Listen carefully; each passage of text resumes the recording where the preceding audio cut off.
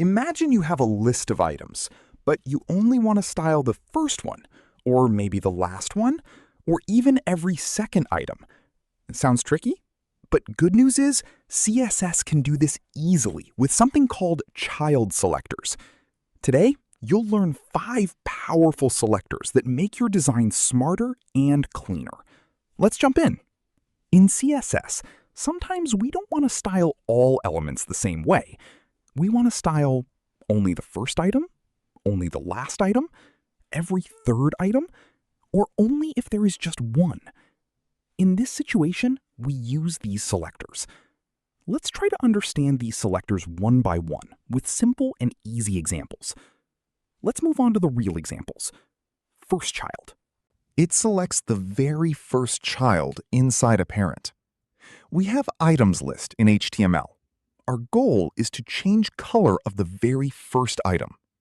In CSS, we write, first child finds the very first item and applies style on it.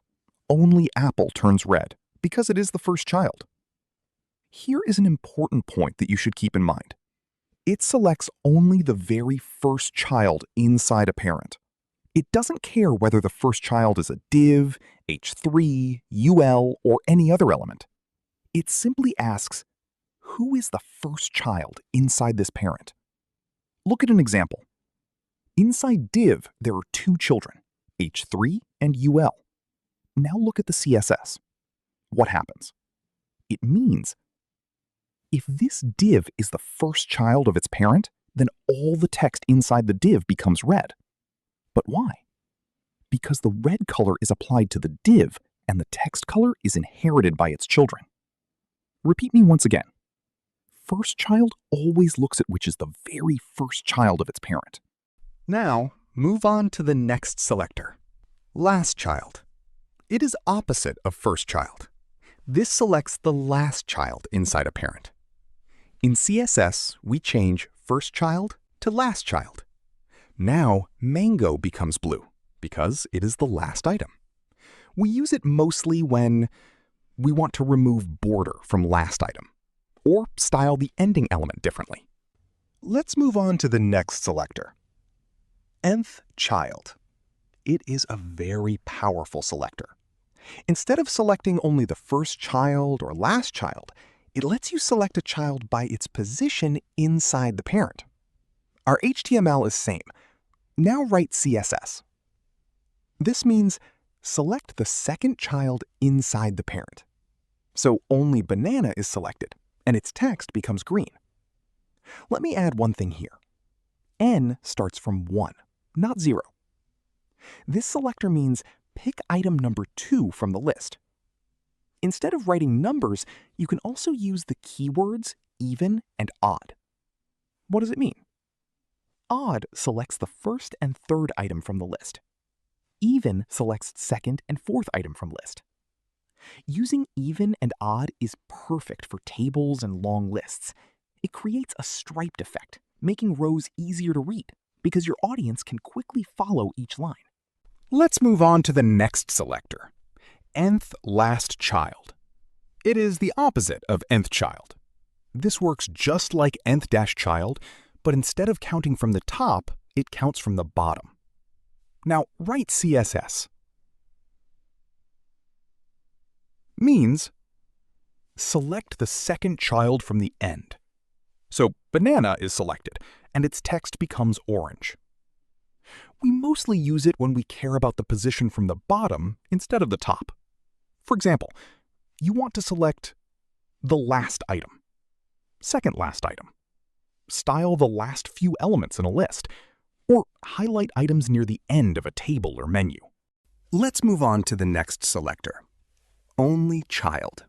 It is a special selector. It selects an element only if it is the one and only child of its parent. In simple words, the parent must have only one child. If there are 2 or more children, only child will not work. Here, in HTML, we have 2 divs. First div has only one element, and second div has 2 elements.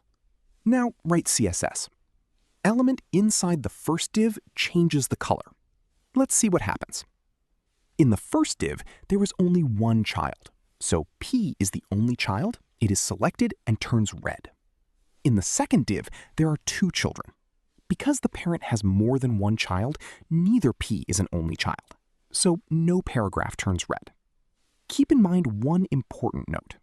Many beginners think there is only one P, so only child should work. That's not correct.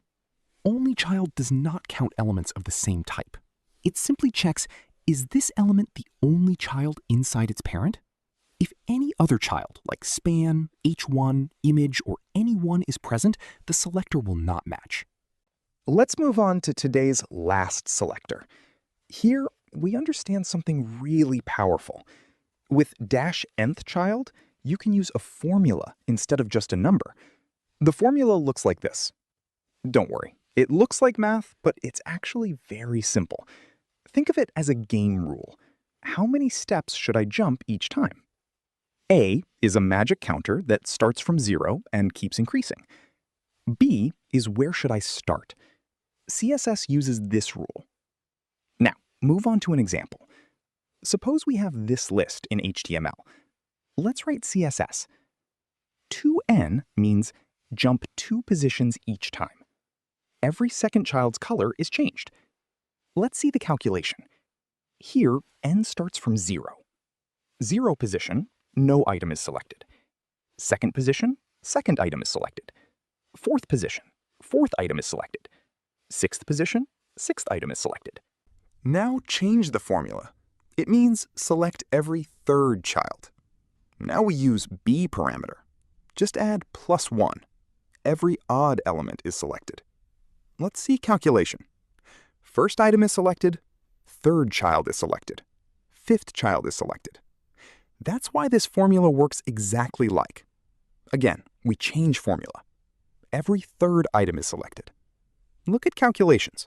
It starts at 3, then jumps by 3 each time. You can also use a negative value.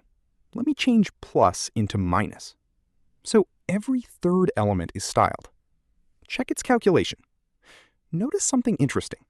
The first two answers, -3 and 0, are not valid child positions, so CSS ignores them. After that, it selects third child, sixth child. So the result is the same as the previous formula. Now you can style elements like a pro. Try these selectors in your own projects, whether it's a list, a navigation menu, or a table.